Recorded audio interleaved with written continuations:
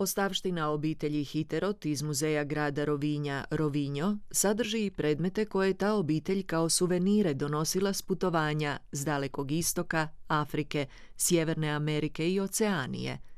No najvažniji i najbrojniji su vrijedni japanski predmeti, koje su grof Johann Georg Hiterot, koji je bio i počasni konzul Japanskog carstva u Trstu, i njegova supruga Marie donosili sa svojih putovanja.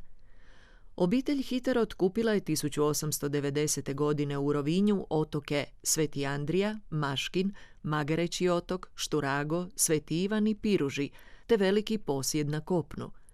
Grof Georg Hiterot, rođen 1852. a umro 1910. meliorirao je svoje posjede, a zapušteni samostan s crkvom na otoku Sveti Andrija preuredio u obiteljski ljetnikovac, koji je trebao postati središtem velikoga turističkog projekta.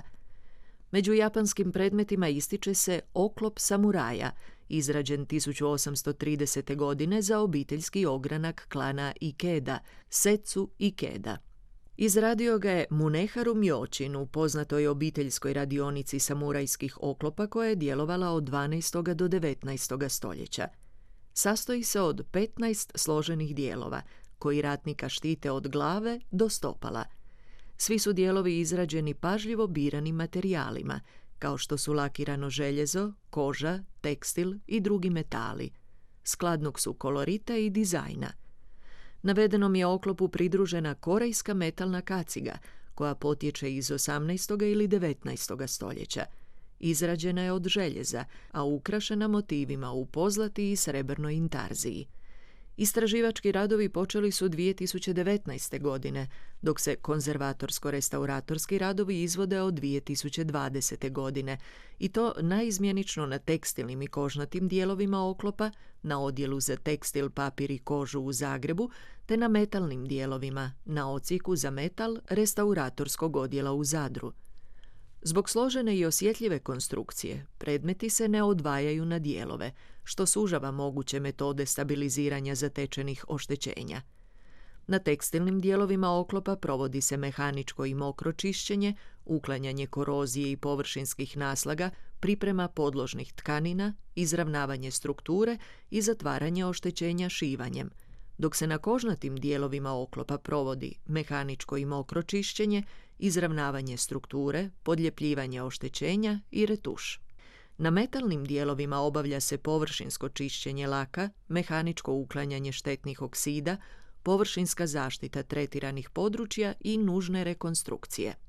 Radovi su obuhvatili i istraživanja ideogramske terminologije, koja su potvrdila pretpostavljenu dataciju izrade oklopa u prvu godinu razdoblja Tempo, nebeska carska zaštita, odnosno u 12. mjesec 1830. godine.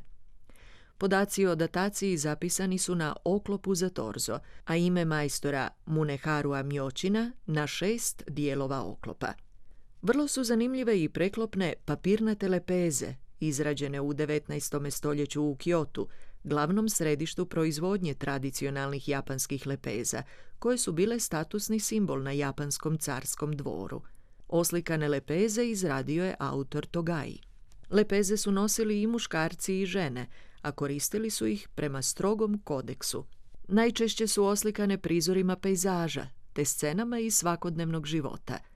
Pojedini oslikani listovi oblika lepeze iz muzeja grada Rovinja Rovinjo vjerojatno nikad nisu korišteni u funkciji lepeza, dok na drugim primjerima linije nabora pokazuju da se list upotrebljavao kao lepeza prije uklanjanja i konzerviranja. Kao i na samurajskom oklopu, istraživački radovi počeli su 2019. godine, a od 2020. izvode se konzervatorsko-restauratorski radovi na lepezama. Obuhvaćaju suho čišćenje i parcijalno mokro čišćenje, vlaženje i ravnanje papirnatog nosioca, ojačavanje pregiba i rekonstrukciju nedostajućih dijelova, izvedenu japanskim papirom. Završno je izveden retuš konsolidiranih dijelova te je provedena neutralizacija papirnatog nosioca.